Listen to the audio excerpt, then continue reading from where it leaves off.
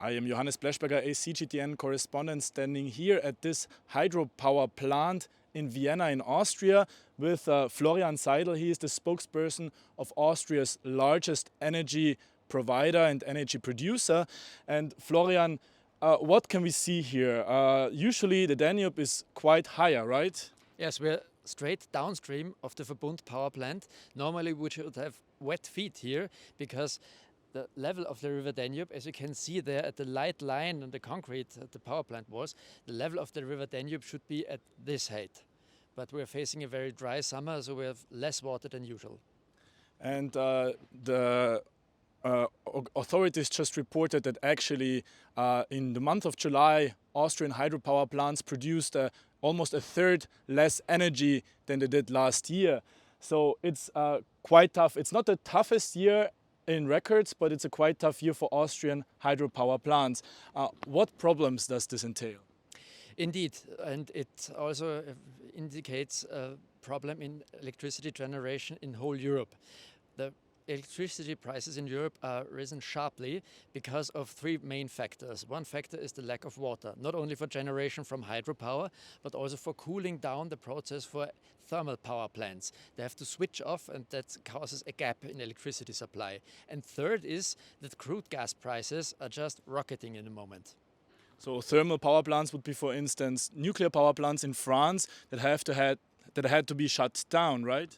They have technical problems with the reactors, and they have also problem with the cooling water. Simply lack of water, and coal power plants lack of supply from coal because the coal is transported by ship, and the rivers have so less water, not enough to load the ships with their full load.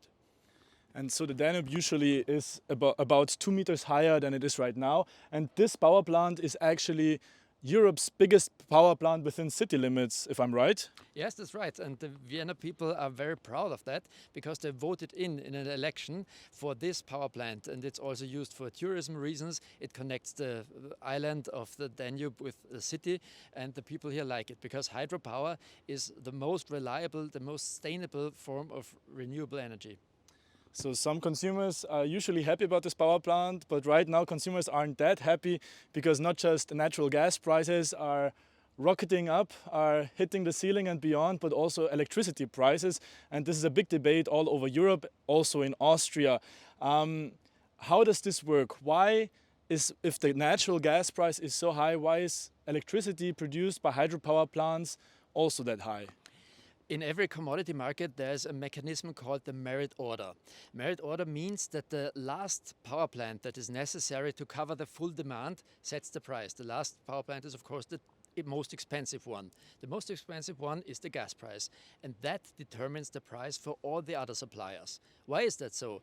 That should encourage the electricity suppliers to build more renewable, cheap energy to make the revenue.